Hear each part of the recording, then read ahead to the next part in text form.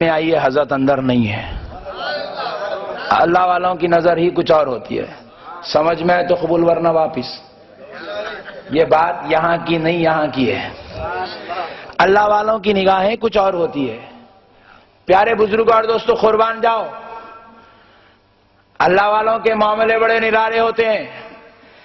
ایک صاحب اولیاء اللہ کے اندر کے دیکھنے کو نہیں مانتے ہیں۔ اتفاق کی بات تھی، وہ اپنی زمین پر بورویل ڈالنے کی غرض سے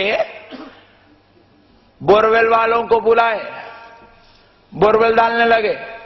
500 فٹ مارے، پانی نہیں نکلا، پتھرے ہی نکل رہے ہیں۔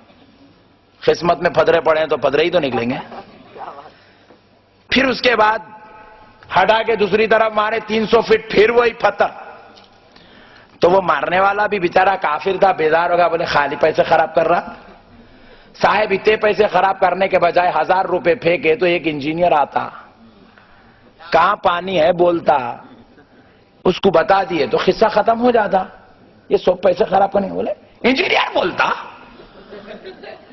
کہاں پانی ہے انجینئر کو کیسا معلوم؟ بلائے تو معلوم ہوتا۔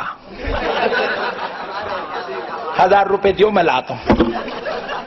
1000 روپے لیا، انجینئر کو بلا کے لایا۔ انجینئر صاحب آئے بھی نہ سوچ رہا وہ اندر ایک پائپ ڈالتے ہوں گے، نہ پائپ ڈالے نہ مشین، ایک ساتھ میں انڈوسکوپ لے کے آئے۔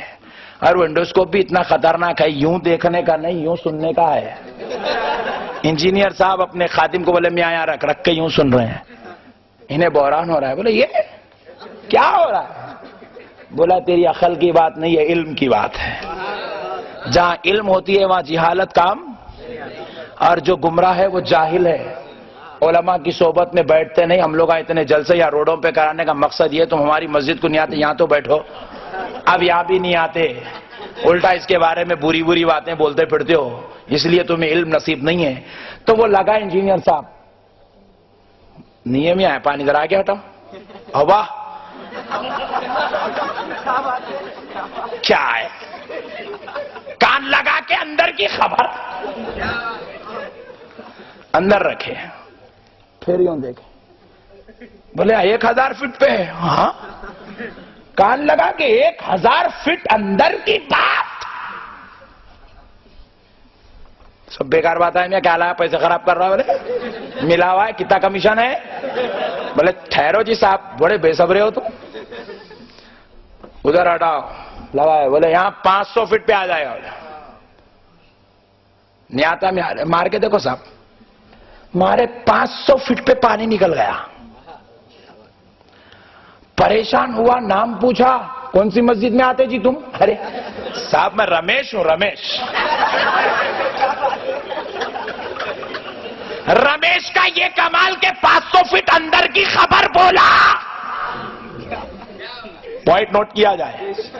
رمیش کا یہ کمال کہ 1000 فٹ اندر پانی ہے، رمیش 1000 فٹ اوپر کھڑے ہو کر بول رہا ہے۔ کہاں سے رمیش میں یہ صلاحیت پیدا ہوئی؟ انگریزوں کے بنائے ہوئے علم سے۔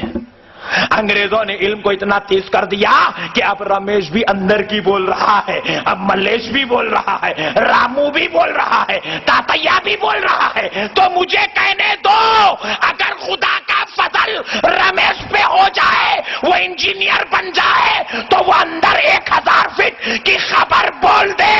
ارے جو پوری زندگی اللہ اللہ کرتے گزار دے، وہ غوث اگر خبر کی بول دے تو کیا تعجب کی بات ہے؟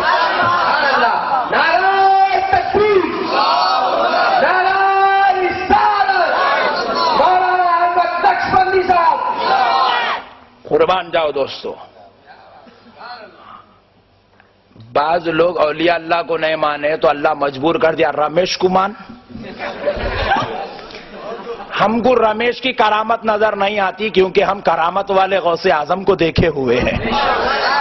رمیش ہمارے لیے کوئی عجوبہ نہیں، ہم مانتے ہیں رمیش دیکھ سکتا ہے کیونکہ غوث اعظم نے دکھا کے بتایا ہے۔ پیارے بزرگ اور دوستو، دیکھو غوث اعظم کی ایک کرامت ہے کہ ایک بار غوث الورا رضی اللہ تعالیٰ عنہ مسجد میں داخل ہو رہے تھے، جامع مسجد بغداد میں۔ نالین اتارے، نیچے جھکے اپنے بائیں پیر کی نالین اٹھائے ہوا میں پھرکا دیے. پورے مرید پریشان, کیا ہوا حضرت کو بھائی؟ نالین پھینک دیے. ایک مرید گیا بازو باغ میں, دیکھا نہیں مل رہی. دوسرا مرید گیا لوگوں کے چھتوں پہ, دیکھ رہا نہیں مل رہی. تیسرا مرید ادھر دیکھ رہا نہیں مل رہی نے غوث پاک کی نالین گئی. ایک مہینے کے بعد ایک قافلہ آیا اور اس قافلے کا جو سردار تھا غوث پاک کی وہ نالین جو ایک مہینہ پہلے پھینکی تھی سر پہ اٹھا کے لا رہا.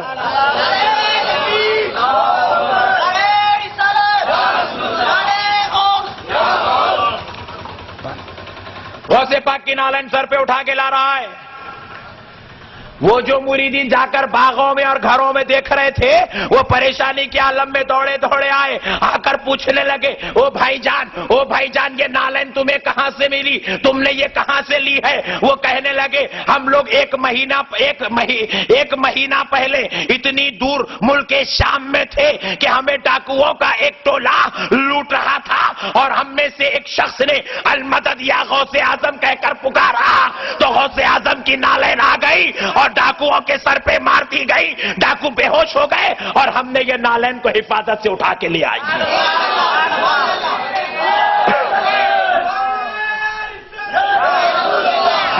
قربان جاؤ. غوث پھینکے ایک مہینے کی مسافت کی دوری پر نالین جاتی بھی ہے اور نالین کی سمجھ کا عالم دیکھو, عاشقوں کو نہیں ڈاکوؤں کو مارتی ہے. پیارے دوستو,